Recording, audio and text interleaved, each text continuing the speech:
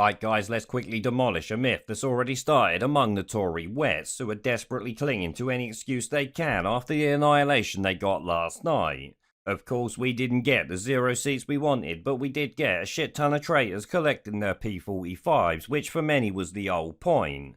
Well, I know that was the main point for me, even if I wanted it done by record low turnouts of like 30% across the country. Instead, what we got was the second lowest turnout since 1885, and Labour winning with less votes than they did when they lost in 2019, so no real mandate for them either. That we'll shit on for years to come, but today we need to shit on the complete fantasy that somehow Reform voters are the reason Labour won by so much. I ain't fucking buying that.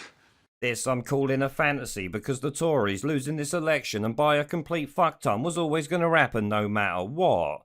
So tosspots like Peter Richin moaning about Reform voters giving Labour a majority needs to be completely shat on, and that's what I'm here for.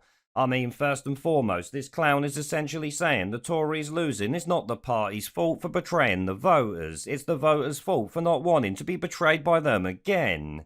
You fucking demented. Yeah, this sort of logic is bloody incredible to me, but it's not the only one doing it because naturally some tosspots are sitting there blaming the far right as they always do. Obviously ignoring the fact that the real issue here is the Tory party being as left-wing as Labour while it imports the third bloody world. But ignoring everything the Tories have actually done, they could never have won this election because the people wasn't gonna vote for them full fucking stop. This is why Reform couldn't possibly split the Tory vote, as the people who voted for Reform likely planned not to vote at all if they didn't go that way. It was Farage that stopped many people abstaining from this election, so no, I'm not having it that Reform split the Tory vote at all. The Tory vote just didn't fucking exist. Fairy dust. It doesn't exist. It's never landed. It is no matter. It's not on the elemental chart. It's not fucking real.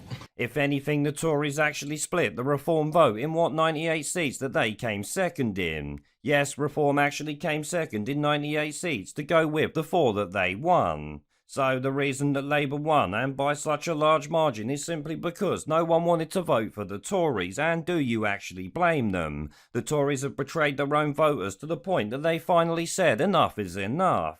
So the sole people to blame for the Tories' current shitshow is literally just themselves. Blaming voters, though, is a surefire way to make sure they'll never vote for you again, so I hope the Tory wets carry on doing it.